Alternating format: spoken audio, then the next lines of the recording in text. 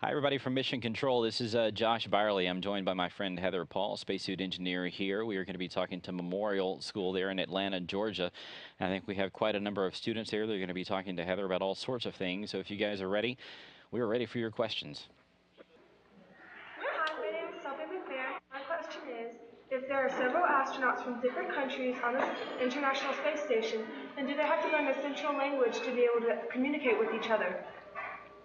I think that's a great question. And in fact, a huge part of what is so fantastic about the International Space Station is that word international. With all of our different collaborations across the world, it really is an international effort. And you're absolutely right. We have a very diverse population of astronauts, not only from the United States, but across a variety of countries. And so English is the standard language, although a lot of our US astronauts do learn Russian, and some learn Japanese as well. So it's good to learn your foreign languages while you're in school because when you become an astronaut, you're going to need to be able to work across those cultural bounds while you're in space. Hello, my name is Makai Stevens McGlam, and I want to know that if how detectable is a leak in a spacesuit? I don't think I quite heard that question. How detectable is a leak in a spacesuit? I think that was it. Yeah. Okay, oh, that's a very good question and a really important one because the spacesuit is basically like a big human-shaped balloon that's keeping you alive during your spacewalk. And so you definitely don't want to get any leaks or rips or tears. But if you were, we have all of these sensors that are kind of monitoring the health of the spacesuit. And so if there was any kind of a leak or a tear, those sensors would detect it because you'd feel, or the sensors would detect that change in pressure. And we have emergency oxygen, a separate oxygen tank that's high pressure. And so if the sensors kick that on, basically it floods the spacesuit with high pressure oxygen. And an astronaut could survive for approximately 30 minutes. And really what he or she would try to do is get inside as quickly as possible. Yeah, it's a good question. Hello, my name is Miles, and I would like to know how do you take a shower in space? Oh, Miles, that's an excellent question. We all really think about hygiene. And, if you're on a long camping trip, you're definitely thinking about when you can get in the hot shower. But our astronauts, water doesn't behave the same way it does here on Earth. And they have to be very careful with their water management because water basically, because of the surface tension, creates these small bubbles or sometimes big bubbles that can float around just like the humans and the equipment around them. And so we don't take a shower like we would here on Earth because basically all of those water bubbles would be floating around you. So they do kind of like dry shampoo techniques, kind of sponge bath style things. And like wet wipes like you find here on Earth. exactly, yeah. Now, the great thing about the space station, though, is you don't really get that dirty. No. It's not like you're getting really hot and sweaty up there. So, they stay fairly clean. Good afternoon. My question is, like, so you know how they say you're in the free fall and you're already floating in the air. How do you like jump? Because in space, the people they be jumping, but they said they're already in the free fall and they're already like levitating. So basically, because we're free falling in space, I guess it's more about how do you jump and do things like that. Well, when we're in space, we train our astronauts to really be very careful with how hard they push off of the walls or the floors. And in fact, there really is no up or down, ceiling or floor. And we call it fingertip forces, really just very light touches to move in any direction because you're free falling and you're in that microgravity environment. It really doesn't take a lot of effort to move yourselves around. And a lot of times when we have our rookie astronauts who it's their first flight, we've done a lot of training, but even sometimes they'll still think they really have to push off like we do here when we're moving on Earth. And it takes some time to get used to that feeling of just being gentle with your touch to move around. Now, on the moon, when we were on the moon back in the Apollo era, they had to work a little bit it was a little more challenging of an environment because of the reduced gravity environment that's about 1/6 what we have here on Earth. So there, they had to work pretty hard to move around, but part of that was because they were typically outside doing their science and work in their spacesuits, and they had that heavy equipment on. Good question. Hi, my name is Emily, and I need to know that if there is an emergency, is there a place for them to go, or what would happen? Excellent question, Emily. You know, NASA really thinks a lot about the safety of our astronauts, and something could go wrong, just like we have things that go wrong here on Earth, and we have to have little safe havens to go to. In the International Space Station, we do have an aircraft that they could climb into if they need to evacuate. They have a lot of different procedures, but the first thing that we always try to do is figure out what has actually happened. And the astronauts are really well trained, and we've got a great set of flight controllers here that are trained and ready to support in case of an emergency. But absolutely, there is a vehicle that they can climb into and evacuate if they need to. And there's three big emergencies they really train for a lot. They do drills. It's fire. If there's some kind of fire on board, there's depressurization, like the leak we talked about before, and some sort of toxic. If there's something nasty that gets released inside there, those are the three big things that they really do sort of train over and over for and get ready to go if they had to. It's a good question. Good afternoon. My name is Taraya. I wanted to ask, what special materials do you use to make spacesuits? I don't think I heard that question. Yeah, can you say that again a little bit louder? Speak louder, like I'm talking. Project your voice, baby. What special materials do you use to make spacesuits? Oh, good question. Awesome. That's a great question. And actually, I have some spacesuit pieces with me today. So, well, let's start with what you wear on the inside of your suit. And our astronauts are working outside on a spacewalk for anywhere from 6 to 8 hours at a time. And it really is like exercising the whole time. And when you exercise a lot or you're in your gym classes, you start to get a little hot and sweaty. So we want to make sure that the astronauts stay nice and cool inside of the suit. And so we put you in a stretchy undergarment. I like to call this your spacesuit underwear. Because you wear it under your spacesuit. And it's a big cooling garment, kind of like thermal underwear, like you'd wear if you were going skiing. Spandex, so it sits nice and tight across your skin. And then you can see that there's plastic tubing woven through it, and we run ice cold water through that to keep our astronauts cool. So your spacesuit underwear is a little bit like spandex, kind of like the underwear we wear here on Earth. Yeah. Now, once you're prepared for your spacewalk and you're in your cooling garment, the spacesuit itself is actually made out of a lot of different material layers. And actually, Josh, if you don't mind holding up the boot, that's right, we've got a boot, and then I've got a glove here. You need a lot of materials for the spacesuit for a variety of reasons. Number one, remember I said it's kind of like a big human-shaped balloon, and it's holding in that oxygen and pressure. So that internal layer that you can see here, this yellow layer, is what we call a bladder. It holds that oxygen in. Then the second layer is the one that makes it look almost to the shape of a human. It's a layer that we can sew. And then the final layers are all the insulation, kind of like the happy birthday balloons that you buy at the store that are that aluminized mylar, really shiny, or kind of like aluminum foil but a little bit lighter weight. And they have reflective properties, and they insulate. And that's why you have so many different materials. And I'm wearing the glove now, and it's really like wearing a big ski glove or several pairs of gloves. It is in fact pretty challenging to move around, so we want to make sure that when we size you for a suit, we get it right and it fits comfortably. Excellent question. Thumbs up to you. Hi, my name is Christopher English. My question is, if the International Space Center and space got hit with an asteroid or a meteorite, what would the astronauts do? If the International Space Station was to get hit hit by by a or meteorite, something, what would our astronauts do? Well, actually, I had the opportunity to talk with Ron Guerin, who was one of our astronauts who lived on board the space station. And during his particular mission, they did have a situation where we had something that was going to fly by, and it seemed like it was going to get pretty close to the space station. And he shared with me that they had to go through all of their procedures and actually kind of lock out certain aspects or certain areas or modules of the space station and start to move into that safe haven environment. Now, luckily, nothing happened, and in fact, what was the object that was flying by was actually farther away than we anticipated.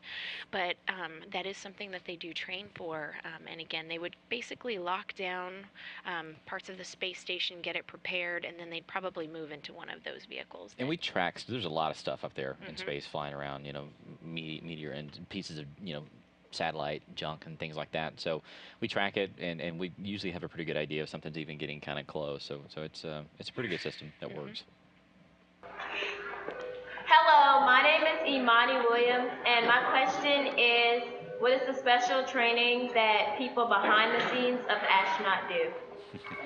Wow, that is a great question, Imani. And in fact, for every astronaut that's on board the station, we have a very huge team of Yeah. people that are here on the ground supporting them. Engineers like me, flight controllers like Josh, who sit here in mission control, and not only in this big room that we're in right now, but all of the back rooms and our labs and facilities. And so we have to go through a lot of training. It's kind of like going back to school. So to be a flight controller, it can take several years, and you have to do these really interesting things called simulations. And these are the hardest tests you'll ever take because they are true simulations of what could go wrong if you were manning or monitoring the space station. And they're kind of fun. They're a little scary. But once you pass all of the written tests and you work through your simulations and you really pass a lot of exams, so to speak, then you get certified to be a flight controller. Now, engineers like me who aren't necessarily certified to be a flight controller, we still work in the back room supporting the folks that are here in the Mission Control Center, and we're kind of the hardware providers. So the people who are monitoring the health of the spacesuit or monitoring the equipment on the space station, we go through kind of a different type of training where we run a lot of our own chamber tests and evaluations. So my particular engineering team, we have a lot of different chambers that can either simulate the temperatures on the space station, the vacuum environment of space, or a combination of the two. And so we do a lot of testing of our hardware, and that's how we train for our missions. And one thing you guys should know, if you ever want to come work for NASA, we take all kinds of people. So whatever you want to study in college, just go for something that you find interesting that you want to. Heather's background's engineering, mine's communication, so she had to do a lot of math and science. Yes. I'm not very good at math and science, so I had to do a lot of writing and things such as that. So it takes all sorts of people to make this huge place kind of work and support the space station and everything else that NASA does. So we take all types. Thank you. Mm-hmm. You're welcome. Good question.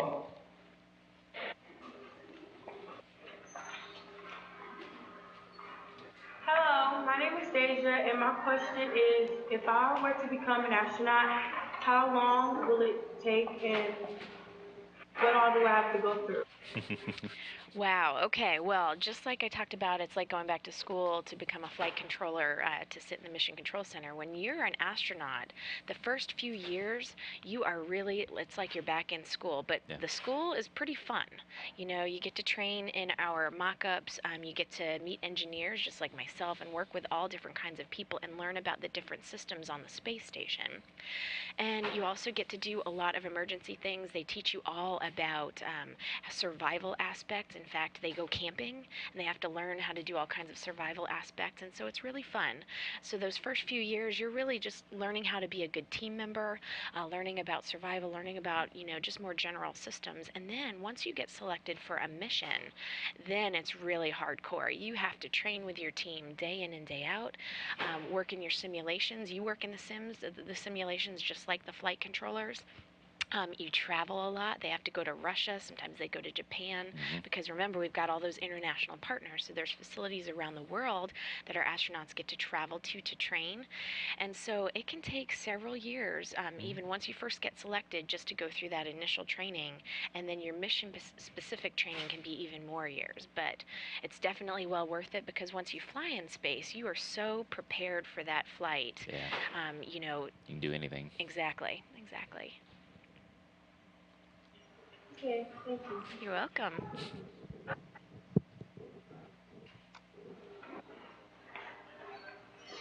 Hi, my name is Naya, and I wanted to know what protects the space station from like satellite pieces or like meteorites. That's a great question, Naya. And as Josh mentioned, we actually monitor a large majority of the space debris and space hardware that's out there. So we really track the position of all of these different pieces of equipment and space debris. So we kind of know if there's going to be a situation where Coming close. yeah, there's something coming close. Okay, thank you. You're welcome. Hi, my name is Terry. How are astronauts chosen for space? Wow. Well, it really depends on a number of factors. Number one, I think the biggest thing that we look for when we're selecting astronauts is that this is going to be someone who can work well on a team. Because every astronaut relies on his or her teammates and crew while they're on board the space station to really help each other out, go through whatever mission priorities you have to do. But really, they also become kind of a family. You know, it's a small group of people living in space for months at a time. So we really make sure that the people we select are willing to work on a team and work well on a team. And then really the rest of the aspects depend on what missions we think we're going to select them for. And we look for a nice diverse variety of different careers. So we have astronauts who are engineers, we have astronauts who are scientists, we have astronauts who are doctors, we have astronauts who are teachers. And really what we look for is someone who not only wants to do what they're doing in their career, but really has a higher goal of helping us work on our exploration tasks. I mean, that's what everyone who works here at NASA, that's what we're focused on. Living in space on board the space station, doing fantastic science with scientists around the world, but then also looking beyond at what we can do when we go someplace maybe back to the moon or onto Mars or to an asteroid. Yeah. Good. I hope you're thinking about being an astronaut. Thanks, Luca. Thank you. Hi, my name is Charlie, and what makes spacesuits resistant to UV rays? Oh, wow, good question. Well, so you can see here, this outer layer that I have and that Josh has with the boot is the color white. And so that white is chosen for a few reasons. Number one, we want to be able to see the astronauts when they're outside. So the easiest color to see against the black backdrop of space is in fact white. The other thing is that there's a little bit of temperature control we can do. You know, in Atlanta, I grew up there, so I know it gets hot there in the summertime.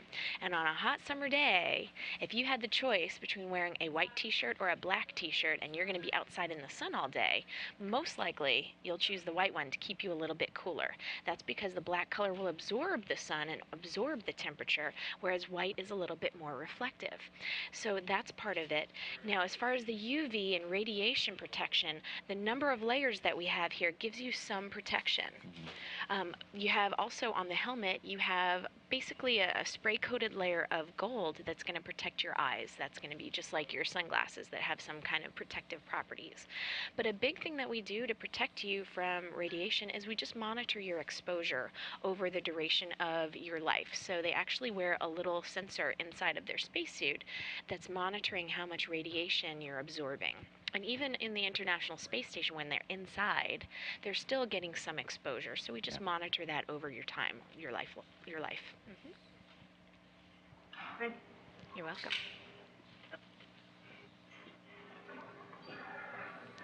My name is Ben, and I was wondering, what does the astronaut's daily schedule look like? Wow, that's a good question. An astronaut's day schedule on the International Space Station, I'm Yeah, guessing.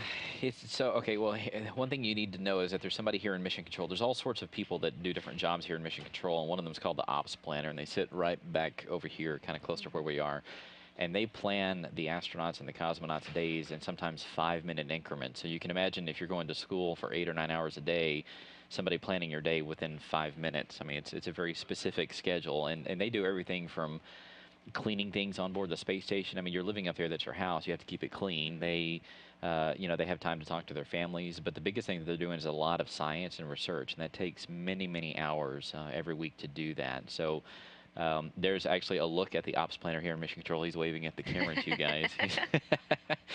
So these guys stay very busy, and they plan it a day in advance, and the crew stays pretty busy up there on board the International Space Station as they do all this science and just keeping the thing running too. So it's a good question. Hello, my name is Ezekiel, and when you're in a spaceship and when you pour water to drink it, and the water becomes a bubble, can the water still evaporate? That's a great question. I talked earlier about how the surface properties of water, the surface tension, makes the water molecules all kind of stick to each other, and they become these really cool bubbles. And I know the astronauts like to have fun with that sometimes with their water and their juice drinks. Yeah. They'll actually squeeze Yeah. the juice pack, and a little bubble will form, just like a bubble like you'd blow here on Earth with the soapy water, except it's full of water. And so that's why when you watch on the International Space Station, we actually have to package all of the fluids that they drink in these foil packs. They kind of look like a juice Yeah, juice pouch, pack. Yeah. and that's why the fluid has to be contained. And even when they're heating up their food, they actually pour it out of a little spout. They actually put it right into the food package. So we don't really want that water floating around unintentionally. So sometimes they do play with it, but a lot of times they just drink it right out of their juice pouch. They also can't have sodas up there too, which is probably a reason why I would never be an astronaut. But they can't because the carbonation in the bubbles, it just doesn't work. So they have to stick with coffee and tea and orange juice and things like that. But yeah, no soda. Thank you.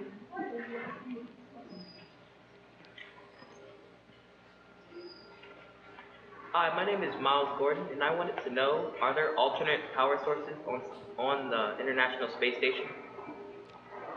That's a good question. Yeah, there are a lot of power sources on the space station. In fact, so the big solar arrays are a big power draw. We also have a lot of batteries. I mean, Yeah. we use batteries in the spacesuit, but then you're kind of on your own independent system.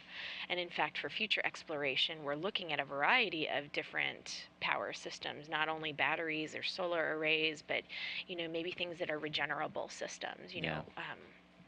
So Yeah, power's a big thing we have to think about. the batteries are huge on board the International Space Station, and like Heather said, they've got these huge solar arrays that are just enormous. I mean, they're bigger than a football field, really, from top to bottom. But it still has to have batteries because the space station is only in the daylight a certain amount of time, and then it's in the dark. And when it's in the dark, obviously the sun's not there; it's not gathering energy, so it has to really rely on those batteries that are out there that have been charged during the previous. It does it 16 times a day.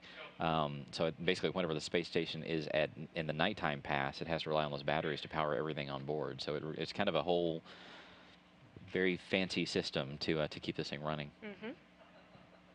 Thank you.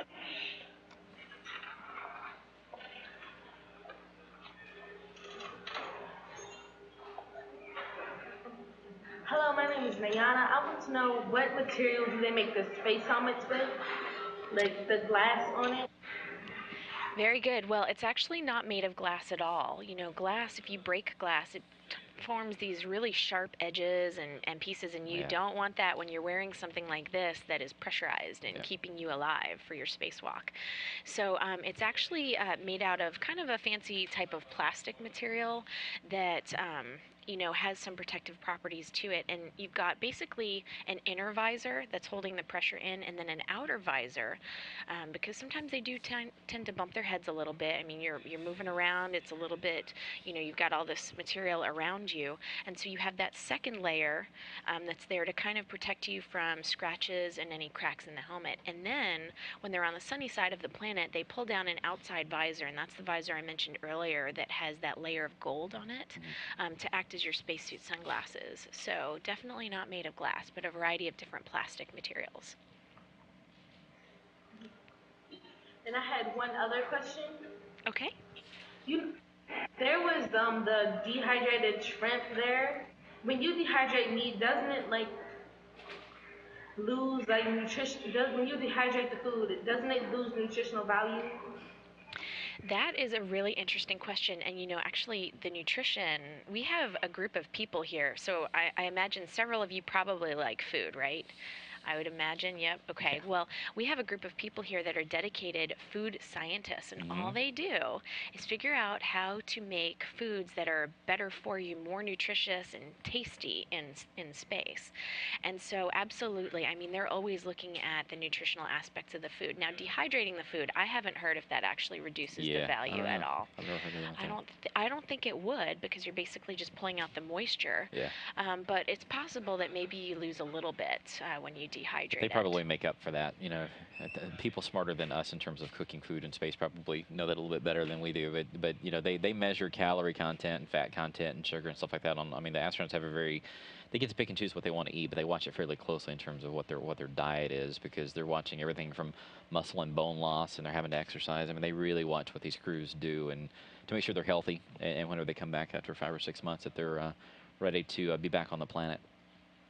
Their menu's pretty diverse, though. I mean, they love pizza, macaroni and cheese, Yeah. shrimp cocktail. Most of the food's pretty good. Their taste buds tend to kind of get a little off whenever they're up there. So things that are spicy and taste stronger here on Earth, and that's what they typically like. So I think we've got time for one more. Hi, my name is Comfort. I want to ask, is it true that you're actually going to create a city in Mars? Say that again one more time. I asked, is it true that you're actually going to create a city in Mars? Are we going to create a city on Mars? You know, Hope so. that is a great question to end on, because it really is something that we're looking at. Where are we going to go next? You know, we've been to the moon, but I don't think we've quite finished the job there. I think we have a lot more science and research to do. We've got people on the space station right now helping us to do a lot of science and really understand the effects of living in space for a long time. But, you know, we might go back to the moon, but we've got rovers on Mars right now that are basically being our little science buddies, and they're trying to check things out and help us determine if there's enough resources, if there's water, maybe even signs of life currently or past signs of life, to decide if that's a place that humans really want to go, not only to visit and do science, but maybe eventually to live.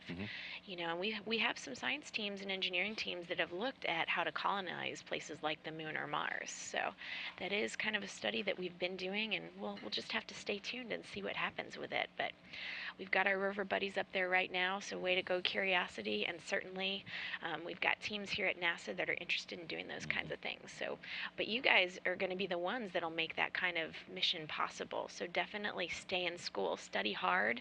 You know, as Josh mentioned, we have a lot of different careers here at NASA. So if science and math isn't your thing, that's okay. We still need you. Yeah. So think about how you can contribute to these future missions. It's a pretty exciting time to do space exploration. Yeah. So we want to thank you guys. Thank Heather for coming in here and answering your questions. So to all of our friends there in Atlanta at Memorial Middle School, we say thank you very much. If you're ever in Houston, come by and say hi sometime, and we probably need to let you guys get back to class. So thanks again. Bye. Thank you.